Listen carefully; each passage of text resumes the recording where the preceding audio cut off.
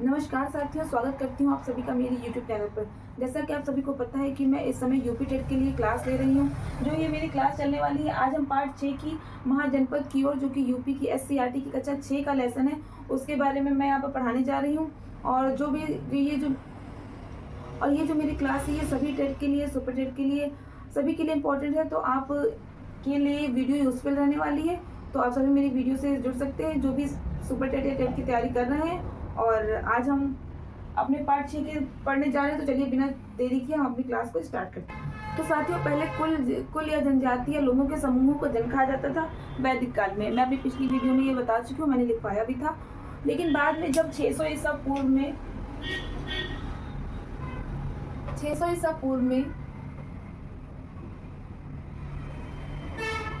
ये जो जन थे, 600 ईसा पूर्व में जन थे, या महाजनपद कहे जाने लगे, या महाजनपद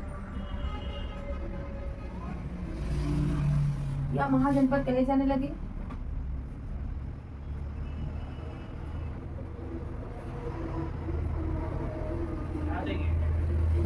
पहले जो था वो राजा था, वो जन का मुखिया होता था, मगर अब महाजनपद का मुखिया राजा होने लगा था। जनपद का अर्थ होता है, यहाँ पर जनपद का अर्थ लिख लेंगे। जनपद का अर्थ होता है जनों या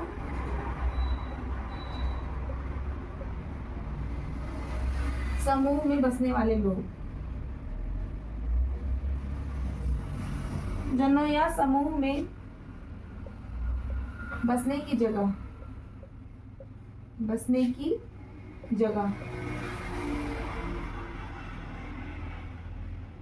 साथियों, अभी तक हमने क्या पढ़ा कि वैदिक काल में 600 ईसा पूर्व से जो पहले वैदिक काल था, वहां पर पहले जन हुआ करते थे, मगर 600 ईसा पूर्व के बाद में यहाँ पर जो जन थे महाजनपद में बदल गए। छोटे छोटे जो जन है उनको मिलाकर महाजनपद बन गए और वो महाजनपद कहे जाने लगे। और पहले जो जन होते थे उनका मुखिया जो होता था वो राजा होता था, मगर बाद में यहाँ पे जनपद बन गए। और जनपद का अर्थ क्या होता है? जनों या समूह में जो बसने की जगह होती है उसे जनपद कहते हैं। और यहाँ पर बौद्ध पुराण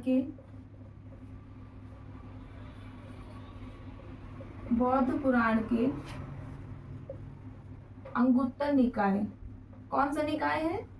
अंगुत्तर निकाय। अंगुत्तर निकाय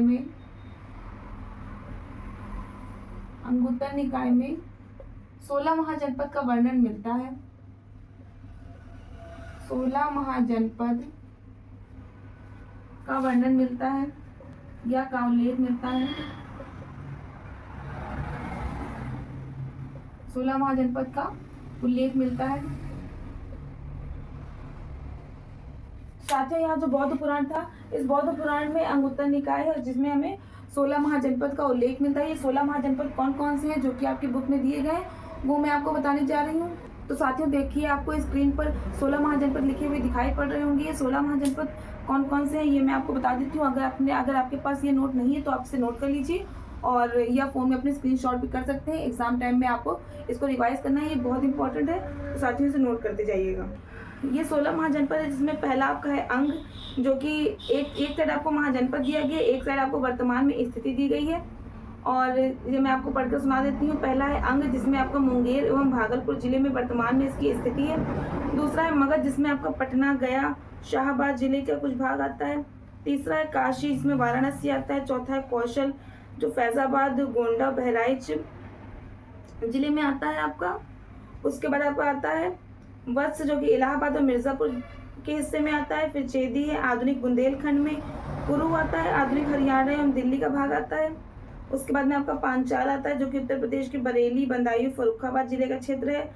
9 नंबर में आपका सूरसेन आता है, जिसमें ब्रजमंडल और मथुरा आता है। मत्स्य में आपका अलवर, भरतपुर, जयपुर आता है। अवंती में आपका आधुनिक मालवा आता है। अशमक, नर्मदा एवं गोदावरी नदियों के बीच के भाग को बोलते हैं।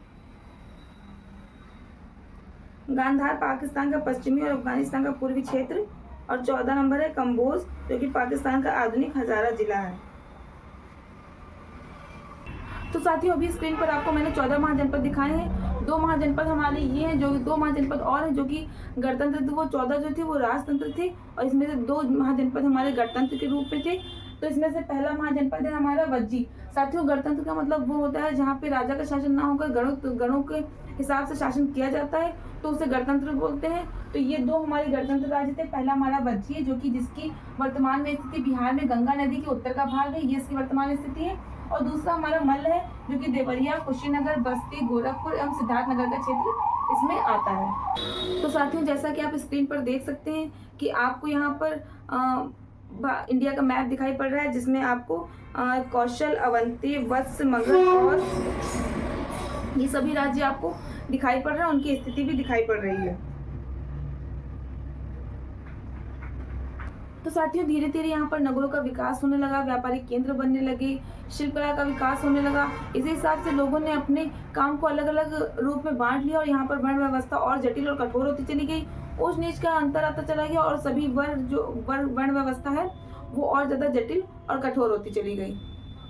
तो साथियों, आगे हम यहाँ पर मगध साम्राज्य के बारे में पढ़ेंगे कि मगध साम्राज्य में क्या था। तो यहाँ पर हेडिंग पहले डालेंगे मगध साम्राज्य।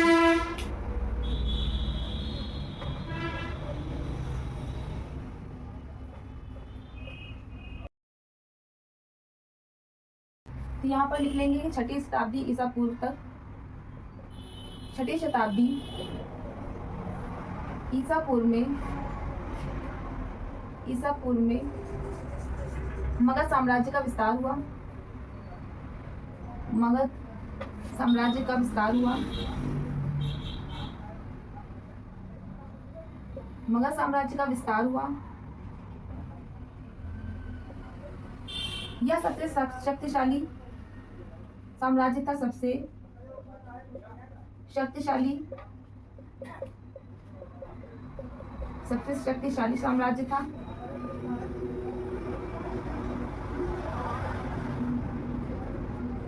सबसे शक्तिशाली साम्राज्य था।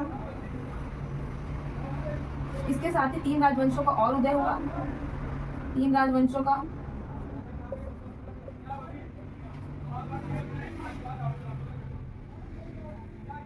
इसके साथ ही 3 राजवंशों का शासन हुआ।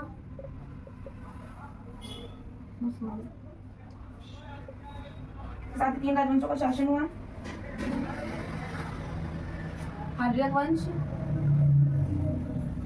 हर्यक वंश, शिशुनाग वंश और नंद वंश।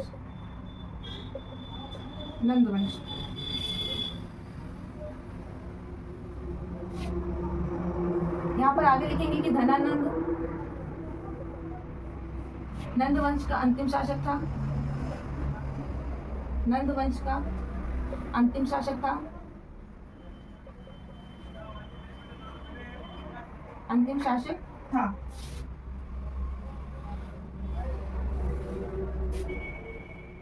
इनका शासनकाल लगभग 220 वर्षों तक रहा। इनका शासनकाल लगभग 220 वर्षों तक रहा। लगभग 220 वर्षों तक रहा। लगभग 220 वर्षों तक रहा।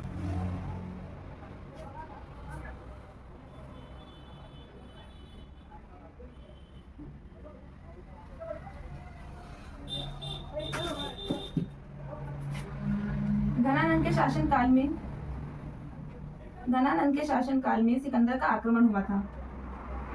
ये इंपॉर्टेंट पॉइंट है, याद रखिए। धनानंद के शासनकाल में ही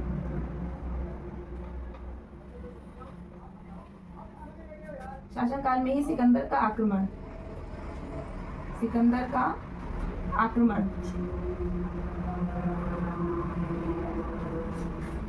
ये इंपॉर्टेंट पॉइंट है, साथियों इसे नोट करते जाइएगा। ये भी आपका इंपॉर्टेंट पॉइंट है और ये भी आपका इंपॉर्टेंट पॉइंट है। इसमें लगभग सभी इंपॉर्टेंट है, आप देखते जाइएगा। मैं आपको फिर से यहाँ पे रिवाइज कर देती हूँ। सबसे पहले हमें यहाँ पर मगध साम्राज्य पढ़ना है। मगध साम्राज्य 6ठी शताब्दी ईसा पूर्व में मगध साम्राज्य का विस्तार हुआ था। मगध साम्राज्य के विस्तार में सबसे शक्तिशाली साम्राज्य मगध का साम्राज्य ही था, जिसमें 3 राजवंशों का यहाँ पर उदय हुआ था। या ऐसे कह सकते हैं कि 3 राजवंशों ने यहाँ पर शासन किया था, जिसमें हर्यक वंश है, शिशुनाग वंश है और नंद वंश है। इन तीनों साम्राज्यों ने लगभग 220 वर्षों तक यहाँ पर शासन किया था। धनानंद जो था वो नंद वंश का अंतिम शासक था और इनका शासनकाल लगभग 220 वर्षों तक रहा। और धनानंद के शासनकाल में ही सिकंदर का आक्रमण हुआ था। सिकंदर का आक्रमण साथियों तो बहुत फेमस है, तो सिकंदर का आक्रमण आप जरूर याद रखिएगा कि किसके शासनकाल में सिकंदर ने भारत पर आक्रमण किया था। साथ ही जितने भी मैं इंपॉर्टेंट पॉइंट लिखाती जा रही हूँ उन्हें नोट करते जाएगा, आपके एग्जाम के लिए बहुत इंपॉर्टेंट है ये। तो साथियों अब हम यहाँ पर पढ़ेंगे कि सिकंदर का भारत पर आक्रमण कैसे हुआ। तो यहाँ पर आप लिख सकते हैं कि तक्षशिला के राजा आम्बी ने, पहला पॉइंट लिखेंगे तक्षशिला के राजा आम्बी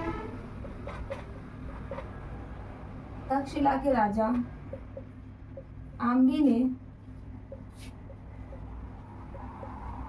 तक्षशिला के राजा आम्बी ने सिकंदर को भारत पर आक्रमण के लिए आमंत्रित किया। सिकंदर को भारत पर आक्रमण के लिए आमंत्रित किया। आक्रमण के लिए आमंत्रित किया।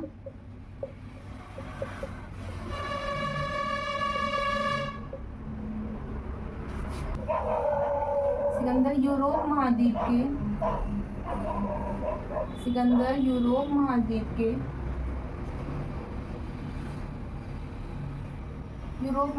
के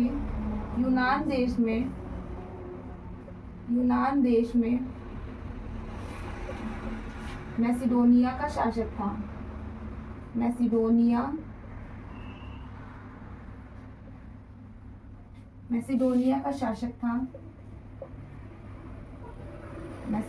का शासक था। वह पारसीक राज्य को हराता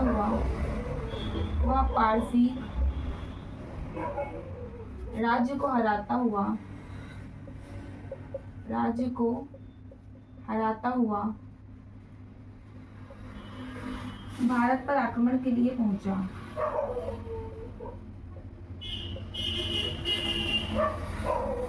भारत पर आक्रमण के लिए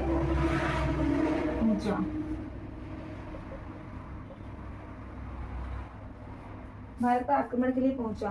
साथ ही जैसे कि आप लिख सकते हैं कि सिकंदर का भारत पर आक्रमण करने यहाँ पर आया था। तो तक्षशिला के जो राजा थे आम्बी, उन्होंने सिकंदर को भारत पर आक्रमण के लिए आमंत्रित किया था। उनके आमंत्रण पर ही सिकंदर जो है भारत पर आक्रमण करने के लिए आया। सिकंदर यूरोप महाद्वीप के यूनान देश में मैसिडोनिया का शासक था। तो साथ ही जो सिकंदर था वो मैसिडोनिया का शासक था और वह पारसीक राज्य को और अन्य कई राज्यों को हराता हुआ भारत की तरफ आया आक्रमण के लिए। तो अब हम इसके आगे पढ़ेंगे। फिर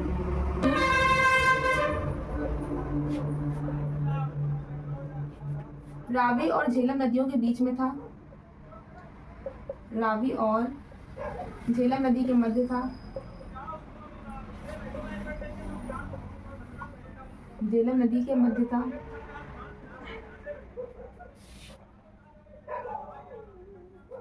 सिकंदर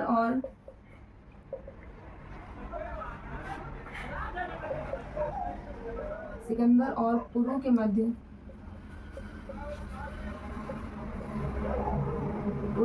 युद्ध हुआ, जिसमें पुरु की हार हुई।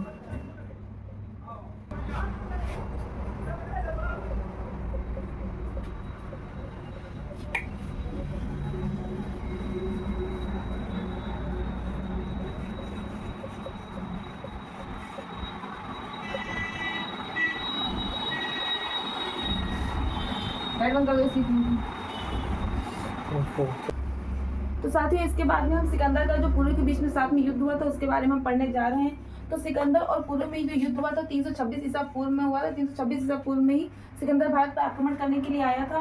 पुरु का जो राज्य था वो रावी और झेलम नदी के मध्य था। साथियों ये बात याद रखिएगा, पेपर में पूछा जाता है कि पुरु का राज्य जिन दो नदियों के मध्य था, पुरु का राज्य रावी और झेलम नदियों के मध्य में पड़ता है। और उसके बाद में सिकंदर जो है इन नदियों को पार कर यहाँ पुरु के साथ में युद्ध करने आया था और जिसमें सिकंदर और पुरु के बीच घमासान युद्ध हुआ, जिसमें पुरु की हार हो गई थी और सिकंदर की जीत हुई थी। मगर पुरु को जब सिकंदर ने पुरु से पूछा कि तुम्हारे साथ कैसा सुलूक करना चाहिए, तो पुरु ने उसको जवाब में ये कहा कि जैसा एक राजा दूसरे के साथ करता है वैसा ही सुलूक आप मेरे साथ करिए। इस बात से सिकंदर पुरु के इस बात से काफी प्रभावित हुआ और उसने इस बात से प्रभावित होकर पुरु को उसका पूरा राज्य वापस दे दिया था। इसके बाद में सिकंदर की सेना आगे मगध साम्राज्य में युद्ध करने के लिए आगे बढ़ी, मगर मगध साम्राज्य में धनानंद की विशाल सेना को देखकर उसकी सेना डर गई और उसकी सेना काफी थक चुकी थी, क्योंकि पुरु के युद्ध में युद्ध करते करते उसकी सेना काफी थक चुकी थी। तो उसकी सेना ने आगे बढ़ने से इनकार कर दिया, जिसके बाद सिकंदर वहीं से वापस लौट गया। तो यहीं से सिकंदर अपने राज्य में वापस लौट गया और अपने अन्य राज्यों में उसका विस्तार करने लगा। तो साथियों यहीं पे हमारा पार्ट 6 जो कि महाजनपद की ओर था ये कंप्लीट होता है। और साथियों आपको मेरी क्लास कैसी लगी? अगर मेरी वीडियो आपको अच्छी लगी तो वीडियो को लाइक करिए, चैनल सब्सक्राइब करिएगा।